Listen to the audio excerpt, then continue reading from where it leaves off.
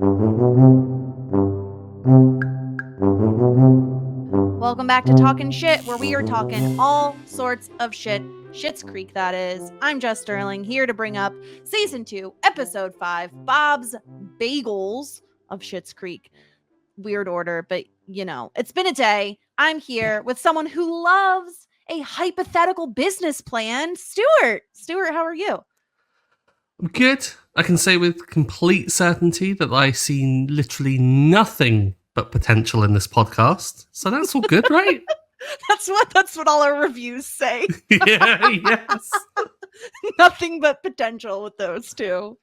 Yeah. Yeah, I'm really excited to talk about this episode. Love a Bob episode. I think we got 2 Bob jogs in this episode. None of them had the clap, but that's okay. We're all on the lookout. This is the thing. This show isn't about Schitt's Creek anymore. It's about Bob and the jog. That's all we're watching for. The Bob jog. Ridiculous. So yeah, before we get too far down the line, don't forget to subscribe. You can find us at Talkin' Shit everywhere across all social media. You can see us on YouTube, where I just realized I'm wearing the same shirt as last week. So, you know, listen, we all can't be the Roses that have a diverse wardrobe. You know what I mean? It's 90 degrees Fahrenheit. Which I will quickly convert to Celsius. It is 32 degrees Celsius out. Too hot. And I want to die. So that's why I'm wearing a tank top, okay? Well, this is why you should pull from the Roses, and you should wear monochromatic. Like, you just wear black and white, and so then no one would ever know. No one knows. Like, I have... I mean, I'm shamed for this quite often, but I have like 20 black t-shirts that are all plain black t-shirts. No one knows if I'm being grubby and wearing the same one day in, day out. I am known to, I have been known to buy the same, if I find something that I like, yoga pants, tank tops, whatever, and I like it, I will buy it in multiple colors. So I'm similar in that I'll buy the same thing multiple times, but usually I like to diversify the color a little bit, Too much decision making. Reach, grab. Black and gray. You get dressed in dark. Perfect. Doesn't even matter. Everything matches. Yeah. So let's talk about Bob's Bagels. Let's do a quick little recap and then dive right in. Grab a bagel, settle in as we chat about this week's episode of Schitt's Creek. Johnny gives Bob and Roland a hypothetical idea about a hypothetical bagel shop, and they run, or should I say Bob jog, with it, setting up meetings with a bagel oven builder and providing investment money. David accidentally applies for a job at the Blouse Barn because it is described as a quote-unquote upscale high-end boutique.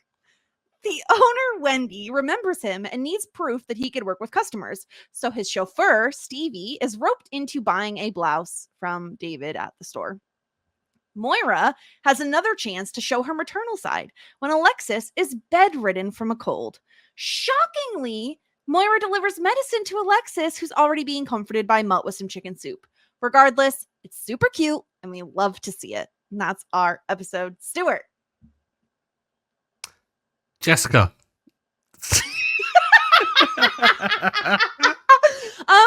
I know this is so funny because I want to say I did these notes before I knew you were sick. No, I think I already knew you were sick when I did these notes. But it is kind of like kismet that you ended up with. Did it end up being a cold or a sinus infection? Yeah, what ended up? It was just a cold, yeah. And I was all bunged up. And so of course the world died. I was bedridden and nothing else happened in the world.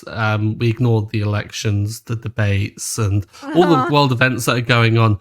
I was ill, and therefore the world must have stopped. Everyone has to pay attention, So I delayed watching this because I was feeling really grubby after last week's podcast. I immediately after recording, I just went and fell to sleep, and then realized that I hadn't really watched it. So I had caught up, and when I saw that Alexis was sick, I was like, probably for the best, because I think watching someone be sick when you're sick and people making jokes about it, you're like, oh, why am I not that able to make jokes? Oh no, why is my life this bad?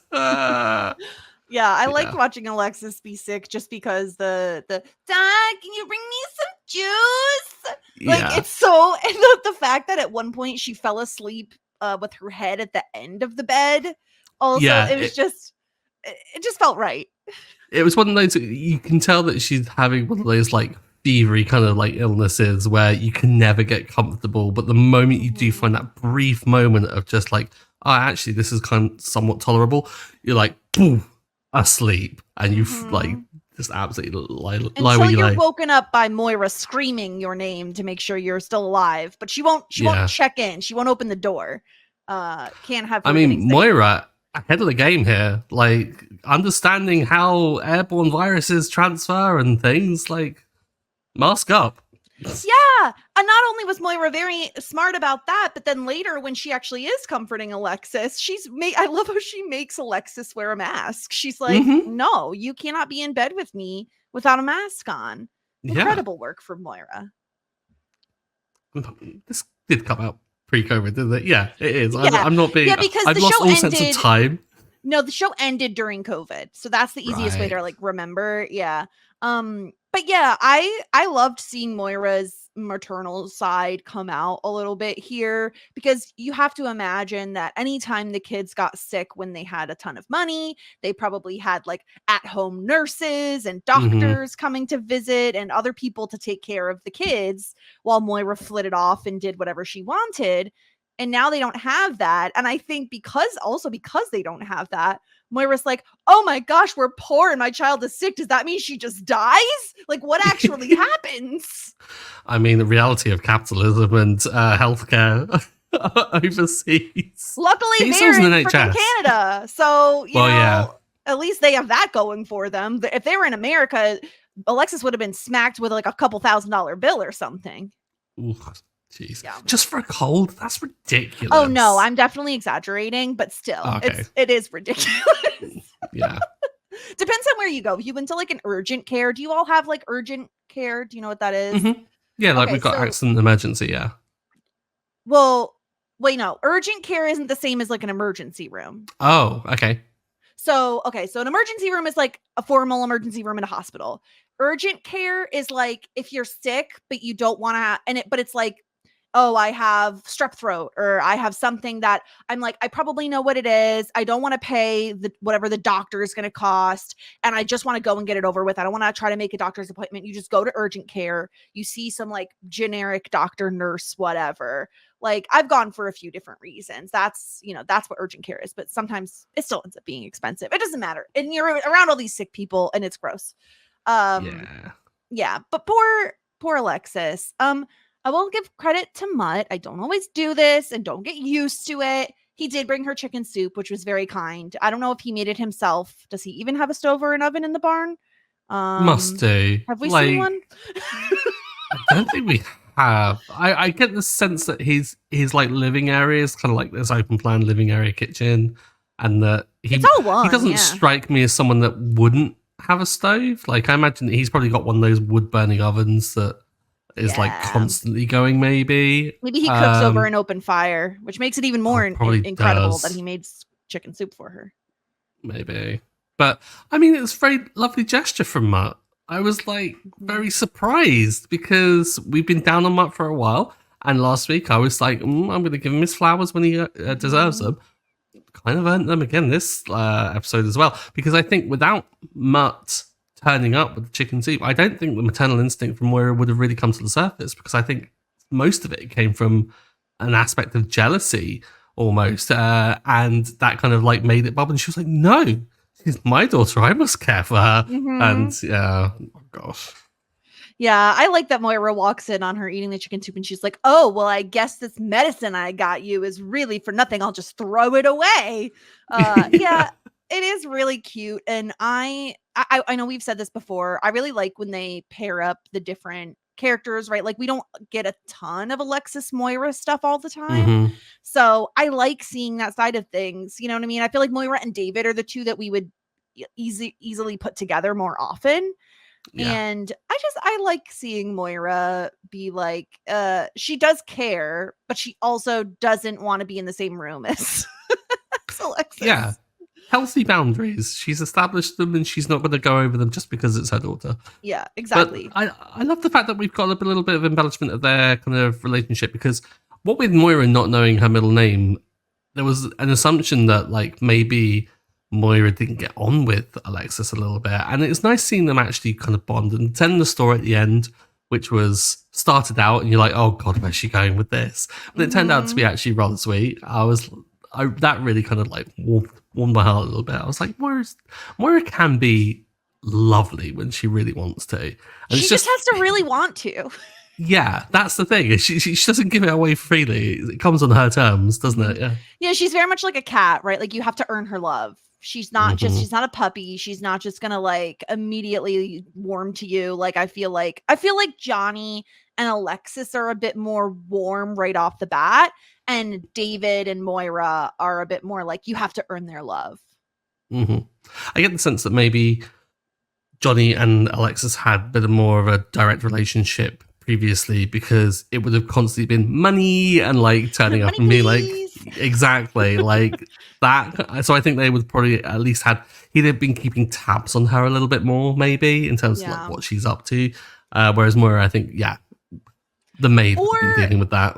Or I feel like, because Moira's like, I didn't know any of this. I don't do girl talk. I also think that Johnny, I feel like while him and Alexis probably had a bit of a closer relationship, I think there's so much he doesn't know about her because she was like too afraid to tell him, because he can be protective, as most fathers would be. But yeah, I really liked seeing this. More of Alexis and Moira, please, always. Yeah, completely. Well, I loved as well, Moira's rehearsing for Jazzagals. Yes. This was such like it was only like 2 mentions, I think, at the beginning and then at the end, where she was like, "Mum's got to earn her solo. Oh, claim it." I was like, so does that mean that she has wormed her way in? Has she earned her way in? Is she just there, like kind of like a limpet, just like hanging on and being like, "No, you must give me the part," kind of thing, or has she ingratiated herself? I really want to see her there having the gals' lunch over, like kind of and meeting up and cackling in the cafe. I want to see what's going on there. Now we're getting, we're in season 2. We're getting more repeats in terms of like town activities and town places, right? An example is the Blouse Barn, which we see again this episode. I don't know. Were you expecting to see it again so quickly? No, I thought the fact that we had seen it after it being what I thought was a throwaway joke in season 1, that was a surprise. So to go back and for Wendy to be a recurring character was a delight, because the moment I saw that we were going to Blast Bar, I was like, oh, we're getting receipts for what happened. Yeah, I love this storyline that David is like, oh, I'm applying to be this brand manager. And for some reason, it probably on purpose, it doesn't say the name of the establishment, just that it's an upscale high-end boutique. And David shows up expecting it to be an upscale high-end boutique. Of course, it's in Elmdale, so it's not going to be that high-end. And it is the Blouse Barn. And I love the absolute gall to just go into this interview pretending that you didn't look the owner straight in the face and point blank say, your clothes are skanky. You've got to give him credit, I guess. Really? It's bold. Like, business people like bold moves, don't they? Like, surely it's like, oh, okay, called our establishment skanky, but he's still applying for a job. And I love the fact that actually Wendy tries to get on a high horse and being like, I'm not asking for help. And he's like, I answered an advert in the paper. Like, you clearly are asking for help. Yeah, I think it's interesting, right? He doesn't immediately get kicked out of the store or anything. And I think it's because she is looking for a brand manager. And I think, for as bluntly and rudely as David put it, at least he was honest and gave feedback. So that he's like, he has a critical eye, I suppose. I don't know. Maybe she respects his fashion choices. I don't know. Maybe she loves the Jared Leto sweater. Not sure, but but he does. I love the trial run that she makes him do, and he's like, "Stevie, you have to buy something," and it's like, "But what about my cousin's quinceañera?" Like, just so loudly, and it's just like this hideous corset sort of style. Like, it honestly is very skanky. It really is. yeah. But I love Stevie's commitment to the bit. Like, she sees an Mhm. opportunity to, like, have shenanigans and she just takes it and runs with it. Like, she Yeah. proper shouted that out. And not only, like, got in the one thing about the, like, quinceañera, the parole hearing, was it? The second part. Like, she loves going for those things. And I think this is why David and Stevie's relationship as friends is really great, because he is the straight man to her, like, funny guy kind of thing, and they Yeah. kind of play off each other. Like, I think that dynamic switches a hell of a lot. But Stevie embarrassing David is so funny to me every time, because he thinks of himself above everyone that they're around, but still does not want Stevie to embarrass him, which is just great for her to expose, like, the hypocrisy there. Yeah, it's perfect. He does end up securing a job. They celebrate with champagne at the Cafe Tropical. And we have to talk about the raisin in the champagne. Have you ever heard of this? Never. I I want to know Googled it. if is it a Canadian thing? I don't think it's a Canadian thing, but Okay. apparently it is a thing. I don't think necessarily it is. I don't think she did it in the right way though. So like apparently the rumor is if you take a raisin and you put it in a flat bottle of champagne, so champagne that's lost its fizz, it will help revitalize the fizz, right? So apparently the raisin's wrinkly surface coaxed the carbon dioxide dissolved in the wine to form bubbles, which made the champagne look effervescent, but the raisin can't actually add carbon dioxide to the wine. So I think this is just a rumor and it doesn't actually do anything. But I think the goal is like you would put the raisin in the champagne bottle. I don't think you would put it in the glass. And it's I love raisins. I know raisins are a controversial food item, especially when involved in baked goods and all of those things. I love raisins. Never would I ever put them in a glass of champagne. Yeah, it's I want to say I see the logic, because there's like a lot of surface area, what with the kind of craggly kind of texture to a raisin. But this seems like you could throw in anything in a glass of champagne and it's going to like get some bubbles, surely, because you're like disturbing it. Put a Mento This in is- there. Do you have Mentos? Is that like Coke and Mentos to get like the big foam Yes. explosion things? Yes. Yes, that would work. It might taste Yeah. awful, but it would certainly It work. definitely would. Stick in a soda stream. You can Just revisit couple that pops way. and you're good to go. Exactly. I mean, maybe this is silly. Like, I don't know. I guess I like my champagne to be fizzy, but I don't need to be like extra fizzy. Like, I feel like it's worse to add things to it to make it fizzy than it is to just drink the flat champagne. Yeah. It's such a weird thing. And I was wondering whether it was a Canadian thing, but then I was thinking like Canadian correspondent Melissa, who's been on the pod, who She hates notoriously raisins. hates raisins. Yeah. Terrible take. Raisins are amazing. I had Aren't they a raisin great? Danish earlier today. It was amazing. They Like are cinnamon really great. raisin combined can be incredible. Raisin Bran Crunch, one of my favorite cereals. Like, Okay. Raisin cookies or chocolate chip cookies. There are two types of people in the world, apparently. I mean, I do love an oatmeal raisin cookie. I'm trying to think are they both homemade? Let's say yes. Okay, if they're both homemade and I have the option between an oatmeal raisin cookie and a chocolate chip cookie, I'm most likely taking the oatmeal raisin cookie. Correct. Yeah. Correct decision. I love think both though. yeah, I'm not going to turn down either, but yeah, oatmeal raisin cookies are top tier. Have you ever had an oatmeal raisin chocolate chip cookie? Because they're really good too. No, I haven't. It's basically like That an seems oatmeal like raisin two cookie, but you worlds just meeting add- that shouldn't. No, it's great. It's great. You got to try it. Okay. Seems like, I mean, I would appreciate any baked thing that can be dunked in tea. And therefore, I love oatmeal raisin Why are you cookies trying to because dunk the they're good cookies in vessels. tea? So what? Okay. Get on I our thought- level here. I think you're supposed to. Okay, isn't the point though? If you're dunking a cookie in anything, is the point not to soften it? Yeah, so tea is the best for it because it warms it up. So you can But get like I don't want a cookie that's not already soft. I don't want a crunchy cookie. here's the thing, yeah, because you don't have a real appreciation for like biscuits. No, our biscuits are not your biscuits. Yeah. We have proper soft cookies here. Yeah. The only cookies I'm dunking in anything is like an Oreo and milk, but I'll never really understand biscotti. Seems kind of pointless to me. It's just like a hard log. I don't understand. Italians gonna riot. I know. I'm sorry. I'm a dumb American. Okay. I don't know anything. I just know that I like soft cookies. So wait, you've not had a hobnob then? What did you call me? A hobnob.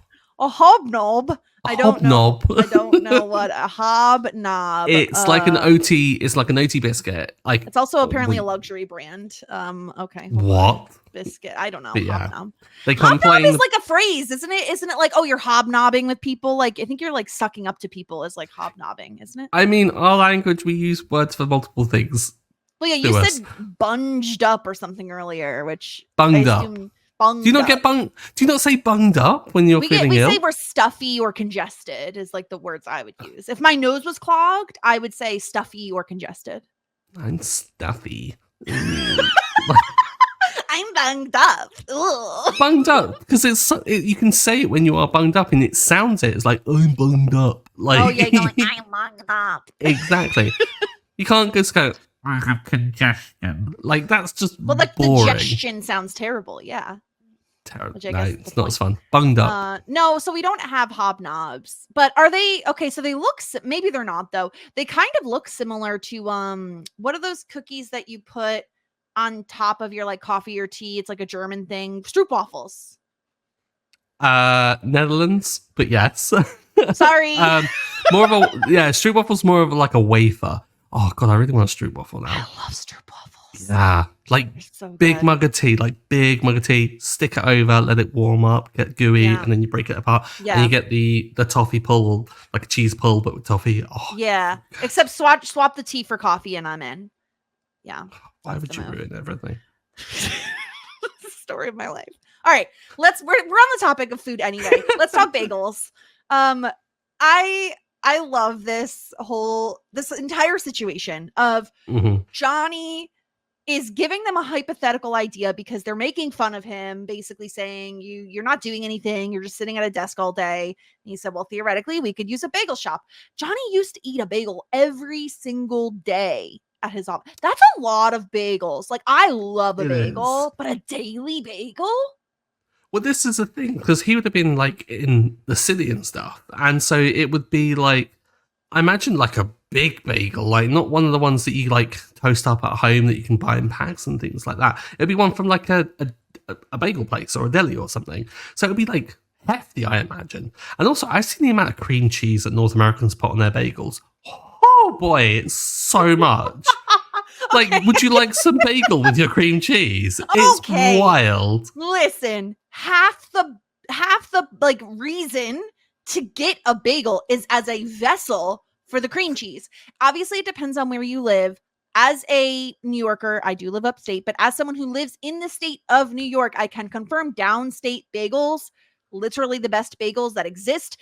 Every time I take a trip downstate for whatever reason, I will always bring home at least a dozen bagels and like freeze the leftovers. They're so good. My husband loves like an egg everything bagel. I do like an everything bagel, but I like most types of bagels. They're incredible. Cream cheese is just the next layer. Like, because you can get plain veggie. I love the fruity ones. Sometimes if you want to get like a cinnamon sugar bagel with like strawberry cream cheese. Or you could get like a just get a donut if you want something that's sweet and with a hole in it. Like, just get a donut. It's practically the same thing. Do you have do you do like bacon, egg, and cheeses over there? Bacon and egg, probably not with cheese, but yeah. What? Where's the cheese?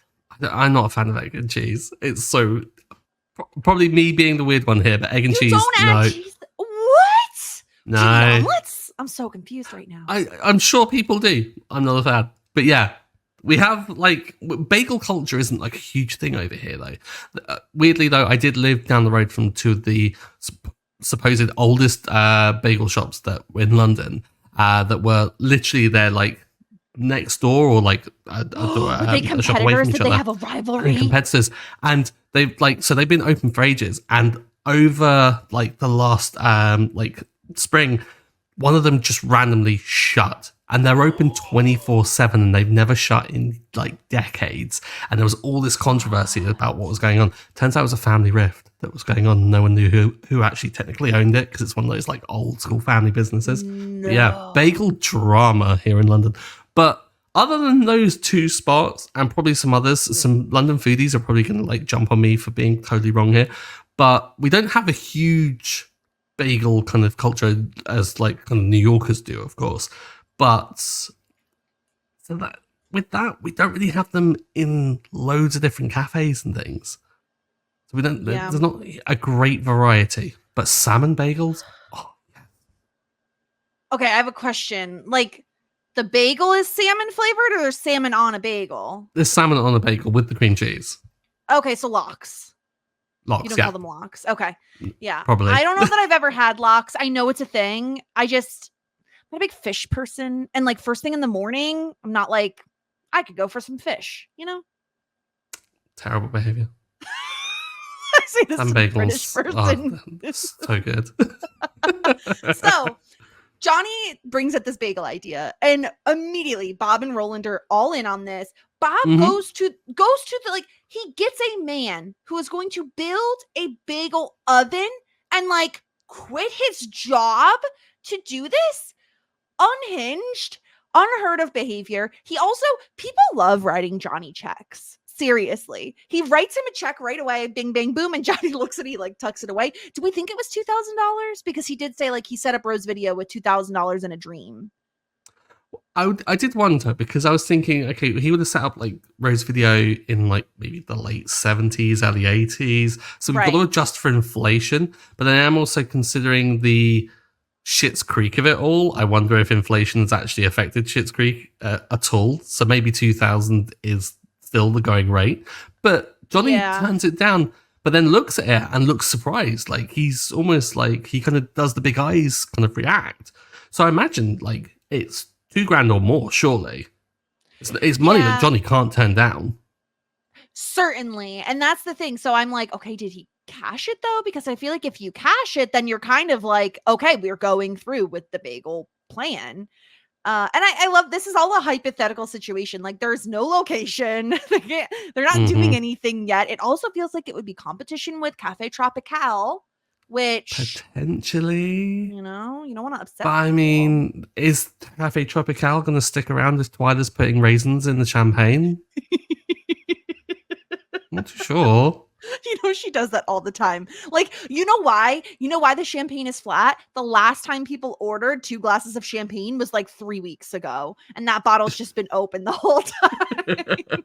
Well, this is the thing she talks about when she gets it. She goes, you're going to love it. It's the same one we used to celebrate my mum's divorces.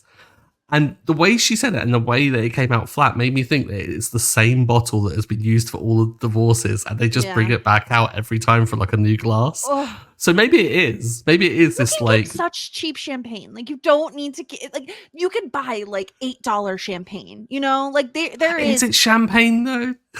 I think so. It gets you drunk like champagne. So I guess it is. But yeah, I love this storyline. We get more Bob jogging. It makes me so happy. I love how cringy and awkward Bob is at times when he says, "Oh, to be a fly on the wall of this conversation." And Johnny's like, "You're sitting right there." Yeah, you're in the room.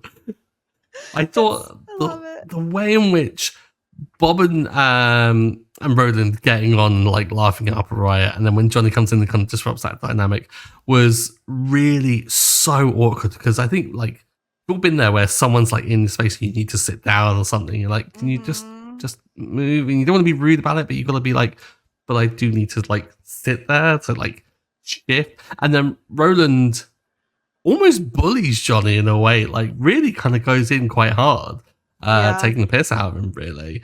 And so Johnny quite rightly is affronted, but I don't know why Johnny is really dismissive about the idea that they've all come up with together. I think it's actually, despite the fact that it might be a bit of competition with Cafe Tropical, it doesn't have to be a thriving, huge empire. It can just Yeah. be a nice little quaint little bagel shop. I do wonder if it factors in that like restaurants slash like eateries are like some of the hardest things to get off the ground and be successful with, like most of them, what is it, the statistic of like most closed within the first year? It could be something like that. It could be as easy as like it's Roland and Bob and like Johnny's like, I don't know about these two, right? It could be as simple as that. I will say in this scene where they all are in Bob's garage, I don't know why this cracked me up so much, but it did. When Roland is like, "Oh, do you want to see a card trick?" And Bob's like, "Yeah, of course." And he's like, "Okay, I gotta find a deck of cards." Like, you only ever say, "Do you want to see a card trick?" if you have cards on you, Roland. Yeah, Roland is top tier, being like an absolute shit house here. Like, just complete. Like, he knows that Johnny wants to sit down and do some work, and I say that with air quotes. But he just wants to troll almost and waste time and just dick around. Yeah. And he seems to be king of that because he has no shame. Yeah, the card thing is just, it's the so worst. Ridiculous. This is the worst because Roland has been on an upward trajectory, and this episode kind of brings him back to where he was before, where he can just be a real dick sometimes. He really can. I love how he gets offended when he thinks that Johnny has continued on with the hypothetical bagel store without him. Bob's Bagels, which also would be a great name for a bagel shop. I'm just saying. It really would. It really would. It kind of like rolls off the tongue really well. But I love the fact that also he's offended when Bob cuts him the check. And he's like, "You didn't ask me for money." He's like, "Would you give it?" And he goes, "Well, no, but you didn't ask me." He's like... He just wants to be asked. He wants the gesture. Oh, he just wants every gesture. Like, he can get every gesture. He can F off this episode. All right, let's get into some feedback. We did hear from Trish. She says, "I can understand a bit of the light teasing of Johnny by Roland, and he's playing it up a bit more in front of Bob, but saying stupid baby, I think, is a step too far." I agree with Trish that I think the reason he's doing it is because he has an audience of Bob. Yeah, it's definitely that showing off for your friend that when you don't, when they're not normally around, and your parents like, "You're going to pay for that later." Yeah. Trish continues, "Moira's switch from locking the door so she doesn't catch Alexis's cold to missing her rehearsal, buying cold medicine, and sharing her bed is more growth." I loved this from Moira. It is very sweet, and I love the continuity of always locking the door that joins the two rooms. It's really funny, especially because she's just like, it could be. What does she say? It could be not typhoid, tuberculosis. What's the thing? I think it was typhoid. Yeah. Was it typhoid? Yeah. Yeah. Alexis, it's not typhoid. I can still hear you. Mm-hmm. But I know learn these walls are like very thin. Now? Exactly. But I love the fact that when like maybe it's habit that she's locking it, but I like to think that maybe she's locking it to kind of prevent the diseases from getting through. Yeah, like as if it's just an extra layer. Mm-hmm. Yeah, like a little chain lock is going to stop it. I'm a little surprised David didn't know that the job was at the Skanky Blouse Barn. I agree. It is weird that the name, I mean, I guess he wouldn't recognize the address if he wasn't driving. Yeah. Stevie's being a great friend here, still manages to keep David on his toes. I think this is another solid episode with lots happening. Yeah, we'll see where it falls on our rankings. But first, we have to give out some points here. Stuart, who is simply the best this episode? A couple of candidates. And Mutt was one of them. I'm not going to lie. Dude turns up when his girlfriend is sick, brings her soup, spends time with her, doesn't kind of have that standoffish reaction, which is in a post-COVID world bad, but in a kind of pre-COVID world is sweet. But who knows why he's doing it? I'm not going to give him the benefit of the doubt. I'm going to give it to Moira this week. I think Moira showed a lot of growth. She was very sweet towards the end and still very funny with it. Yeah. I almost gave my point to Moira, but like I saw this as an opportunity to diversify a little bit. I feel like I give Moira a lot of points a lot of the time. And I'm going to give my money to someone who is very supportive and very willing to invest time and energy and money into something that a friend's endeavor. And I'm going to give my point to Bob. Because You I feel are like not. yes, I am. He was so quick to be like, here's 2K. Let's go all in on this business idea. And like, I'm sorry, that is a huge leap to make, to be like handing over $2,000 to some dude to start a bagel company. And I just appreciated that from Bob. Plus, he jogged twice. So we'll just skip over the fact that he's uncomfortable saying Jewish. We'll he did do that this episode. That was, for me, we haven't addressed it until now, but I was cringing. You're right. It was so cringy. I didn't even put it in my recap because I was so uncomfortable that entire scene. Okay, Bob, we were so close. Maybe next time Moira gets the point instead.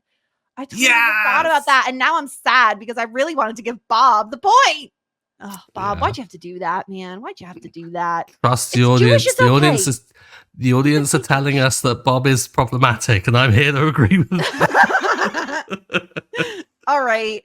Disgruntled Pelican point. Are you giving the point to Bob for the comment about being Jewish? Oh, I wish I could give it to multiple people. Because I would give it to Bob and Roland at the same time. Bob does. I don't want to like tally up bad things they've done and good things, as if like good things kind of outweigh it and stuff. But I'm gonna give it to Roland because he has been on an upward trajectory, and this feels like a massive step backwards. Whereas Bob is just exposing stuff that we haven't seen with Bob just yet. That's why I'll give it to Roland. Yeah. If I get you to say Bob here and you've done a complete 180, I'm going to be so happy with myself. I don't know what to do. Follow your heart.